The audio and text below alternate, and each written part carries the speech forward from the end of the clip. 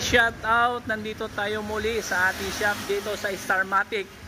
So marami na tayong na-release na sasakyan so far sa ngayon. So itong muli ang yung mekaniko na si Mr. Pads Mechanics kasama si Sir John. At the same time nandito tayo ngayon dahil marami na tayong na-release at marami po tayong nakapila na automatic transmission. So katulad yung nakikita nyo, at meron tayong Terrano, meron tayong Starex. So itong Starex guys, in-overhaul namin to ang makina kasama ang automatic transmission, in-overhaul natin. So far sa mga naunang video nakita ito, at ngayon sinasalpak na natin yung kanyang transmission dahil ang makina na isalpak na natin. So ngayon naman guys, isasalpak natin ang kanyang automatic transmission. So nandito ang mga technician natin guys. Yan sila, mga graduate sila ng TISDA. May mga NC2 yan sila.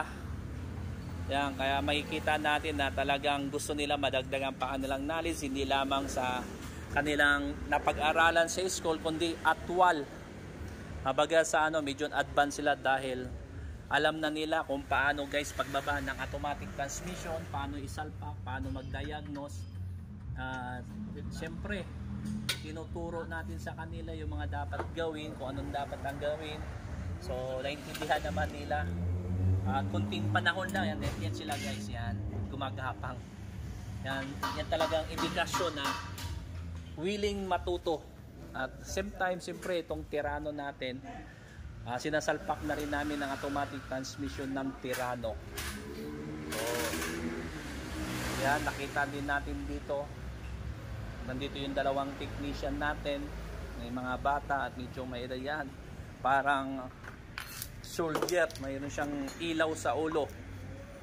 Yan, at talaga mga graduate ng mga TISDA at willing matuto sila kahit daw pangkain at allowance lang ang kanilang hinihingi. Pero ilang buwan na po sila sa atin, almost 6 months yung iba 7 months, iba 3 months. Yan, naturuan naman natin sila guys, no? So nakikita natin at tinuro natin sa kanila ang pag-iingat.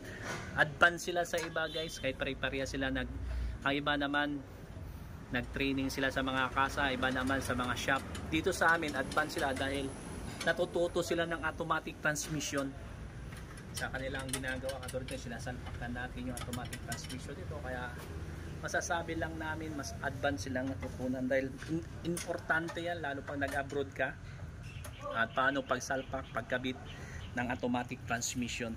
At mahalaga talaga yan kapag isang technician ka guys, kailangan may knowledge ka at hindi yung basa-basa ka na matawag na mekaniko, hindi mo naman alam paano pagsalpak, pagkabit ng automatic transmission. Makakasira tayo nun. Tulad nito, meron tayong double kung tawagin yan. At siyempre, hindi mo naman may bababa ng buo yan dahil wala tayong gamit, kailangan natin biakin. So alam na nila yan. Ilang araw lang natin silang tinuruan at nagkaroon na sila ng knowledge. Ito po yung ginagawa namin. So far ngayon guys, no, marami tayong na-release yan. No? Bakanting kami ngayon. Baka gusto nyo po magpa-check na yun sasakyan, kontakin nyo lamang si Mr. Pads Mechanic o si John Mendez dito sa Starmatic. Kami guys, pre-check up, pre-estimate sa ating po mga sasakyan.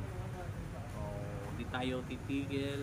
Siyempre wag mo rin kalimutan i-like, i-share mo rin ang mga video nito para sa ating mga kababayan, kaibigan. Sa pamamagitan ng mga video nito guys, nakakatulong tayo sa akin at sa mga kababayan natin, may iwasan sila mapunta guys sa budol.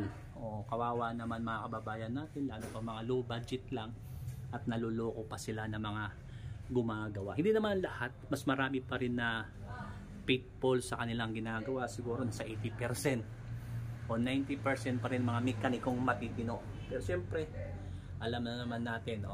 So guys, ito guys, no, at sinasalpak namin ngayon at i-update namin kayong problema nito.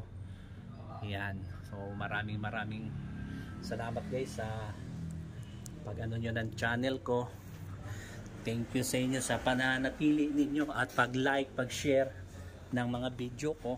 So Salamat guys at to muli ang inyong kaibigan na si Mr. Pads Mechanic. Salamat!